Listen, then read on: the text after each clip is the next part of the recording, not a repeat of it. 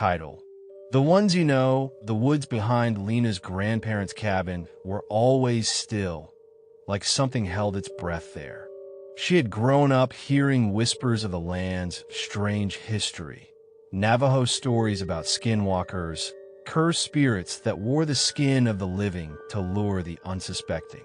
Her grandfather used to warn her, "Don't trust the voices in the trees, no matter how much they sound like me."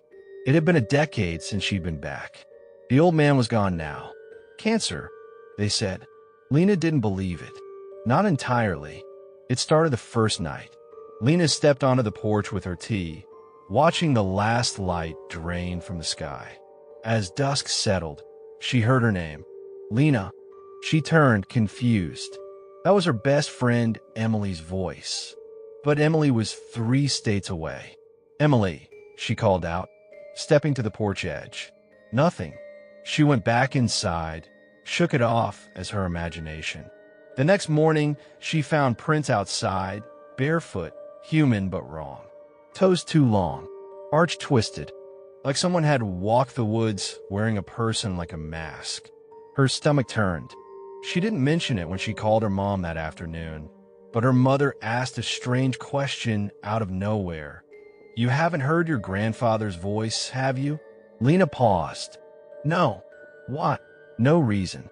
Just, if you do, don't go looking." That night, it was her grandfather. "Lena, honey, come out here."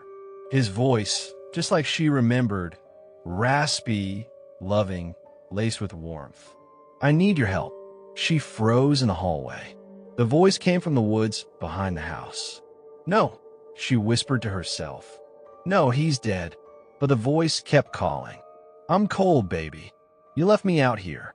Please, come help your grandpa." She locked her bedroom door. The thing began calling to her with more voices each night. Her sisters, her father's, even her dog from childhood, barking and whining just beyond the tree line. It didn't make sense. It shouldn't make sense. She recorded the sounds once, played them back the next morning. Silence. No voices. No howling. Just static and the faint sound of wind. Lena began to see shapes at the edge of the woods. People she loved, half shrouded in shadow, smiling too widely, moving in jerks like puppets tangled in string. One looked like Emily, but moved like a deer on broken legs. They never crossed the tree line, but each night they were closer. One night, the imitation broke. She heard her mother crying from the woods. It was so real, so raw. "Lena, please, I'm hurt. I need you." Lena bolted halfway down the porch steps before freezing. The sobbing stopped. Then, "You're learning," it said, in a voice that tried and failed to match her mother's tone. She ran back inside, locked every door, salted the windows. Her grandfather had said that once, too. Days blurred. She stopped sleeping. Then, on the 7th night, it came to the window. It was her grandfather's face, but the eyes were all wrong. Too black, too deep. Its mouth smiled, but didn't move with the words. "You'll be safer with us. No pain out here, Lena. We're waiting for you, just like you wanted." Her hands trembled. It knew her thoughts, her grief, her loneliness. It preyed on it. On the final night, she heard her own voice in the woods. "I'm scared," it cried. "Someone help me." She backed away from the door. The voice sobbed, screamed, "Please, let me in. Don't leave me out here." Lena covered her ears, sat in the center of the salt circle she had made earlier, shaking, eyes locked shut. The crying turned into laughter, then silence. Morning came. Lena opened her eyes to sunlight. No footprints in the yard, no voices. The forest was still, but she knew it wasn't over. The skinwalker was patient. It wore the ones you trusted. It waited for the right moment, when you needed a voice to believe in. When you were tired, lonely, just desperate enough. And that's what terrified Lena most. Because part of her still wanted to believe the voice she heard that night was her. And when the trees whispered her name again tomorrow night, would she still be strong enough to say no? The air smelled different the moment Lena stepped out of her car. Not like the piney freshness she remembered from childhood visits to her grandparents' cabin. This was heavier, older, almost metallic. The cabin looked the same: weathered wood, shuttered windows, the wind chimes made of antlers still clinking on the porch. But something about it felt off, like it had aged in a way nothing else around it had. She was here to settle things. Her grandfather had passed away 3 months ago, and his cabin, was now hers. Nobody had wanted it. Her mother had begged her not to go. Her sister wouldn't even talk about the place. But Lena had unfinished memories here, and too many questions. The first night, she unpacked boxes and made tea. As the sun dipped behind the tree line, shadows stretched long across the porch. That's when she heard it. Lena. It was distant, soft, and unmistakably familiar. Emily. But Emily was in Portland. She'd even messaged her an hour ago. Emily. Lena stepped off the porch. No answer, just the wind stirring the trees. She laughed to herself. Old pipes, weird acoustics, she muttered. Cabins just echoey. She didn't sleep well. The next day, she explored the basement. Dusty boxes, old hunting gear, a rusted Navajo talisman hung over the back wall. Bone and leather, feathers matted and yellowed with age. Her grandfather had always been a spiritual man, steeped in old traditions he didn't fully explain. A carved plank was nailed above the workbench. Don't trust their faces. She stared at it longer than she meant to. That night, it wasn't just Emily. She heard her grandfather's voice outside the window. "Baby girl, it's okay. I'm not gone. Come talk to me." The tone was warm, calm, just like he'd sound when she scraped her knee as a child. Lena sat frozen, staring at the window's curtain. The voice was too perfect, too clean, like a recording played from somewhere in the trees. She pulled the blanket over her head and waited for morning. The next day, she found barefoot prints in the dirt behind the cabin. The toes were spread too wide, almost paw-like but human in shape, and they circled the house 3 times. She salted the windows, lit sage, and pulled out the old journal her grandfather left behind. Most of it was written in short, frantic entries. It copies what you want most. It knows when you doubt yourself. The voices get closer when you're thinking of them.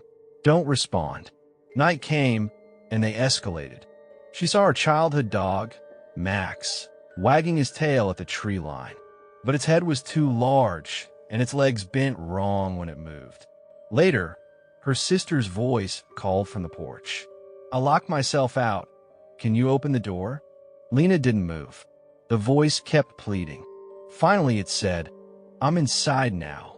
But when Lena checked every room, they were all empty. Lena tried to leave the next morning, but her car wouldn't start. The engine choked, then died. No signal on her phone. She walked down the dirt road for miles before she realized. The trees didn't look right. The shadows turned at impossible angles. She circled back and somehow ended up behind the cabin again. The woods weren't letting her go. That night, the imitation broke. A voice sobbed outside her window. Her mother. "Lena, I miss you. I miss when we used to laugh. Don't leave me alone." Then it changed. Grew gurgly. Words slurred. I miss when we, Lena," it stuttered. "Let me in." It knocked once, then again, then 100 times in rapid succession. Lena screamed. The knocking stopped.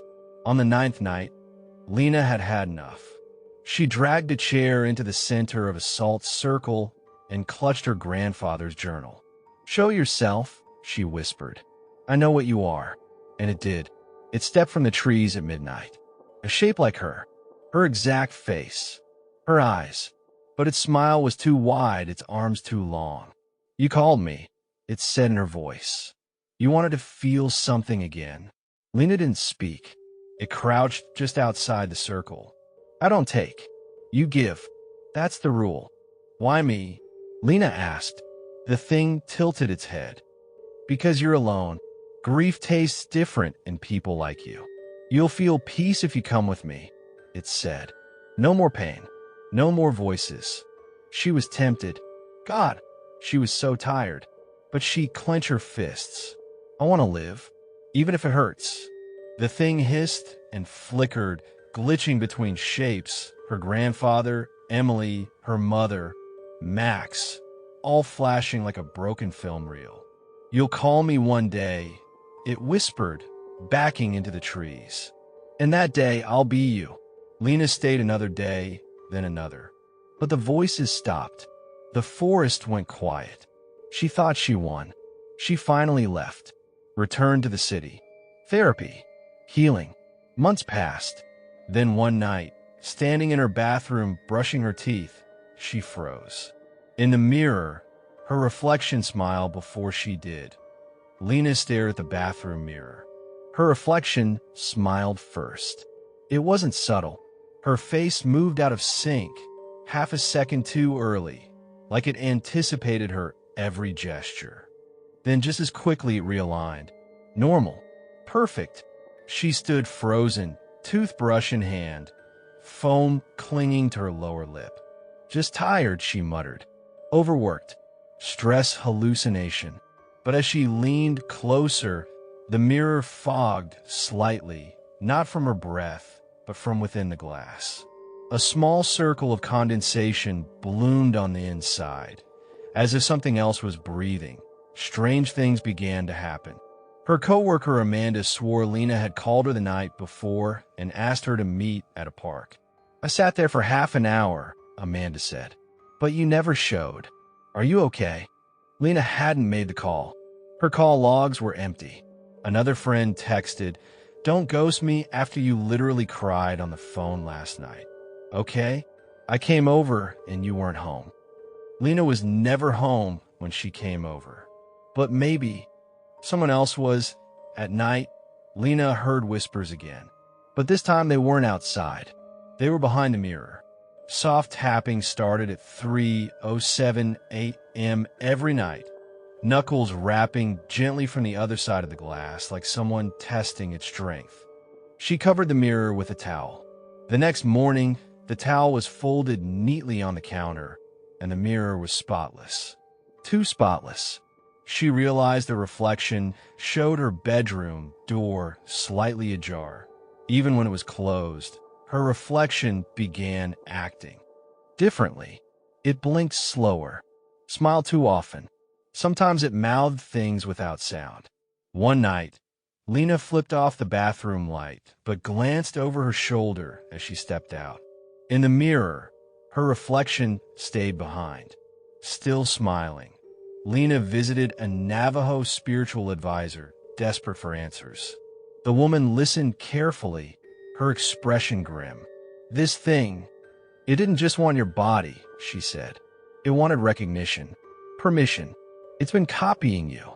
You stared into it for too long. You fed it. I didn't ask for any of this, Lena whispered. But you believed in it, the woman replied. That's enough. She gave Lena a jagged obsidian shard and a warning. Don't break the mirror. Don't challenge it. If it replaces you completely, no one will know the difference. Lena set up cameras in her apartment. For 3 nights, they recorded nothing strange. On the 4th, she vanished. Footage showed her walking into the bathroom, but she never came back out. Moments later, the reflection stepped out of the mirror, smiling. It walked in her bedroom, lay on her bed, and fell asleep. The new Lena went to work, answered texts, smiled more, said she was finally better. Friends and co-workers noticed a change, but in a good way. I'm so proud of you, Amanda said one day. You're glowing. But sometimes Amanda would glance at Lena's eyes too long and feel cold, like something ancient was watching her from behind them. A week later, Amanda got a call. It was Lena, the real Lena. Her voice was distant, warped, like it was coming from underwater or behind glass. Don't trust me, she whispered. It's not me. Then, Silence. The call log deleted itself. Amanda stared at her phone, at her friend smiling across the room, and she started to wonder, had she ever really known who Lena was? To be continued. Make sure to like and subscribe for more stories.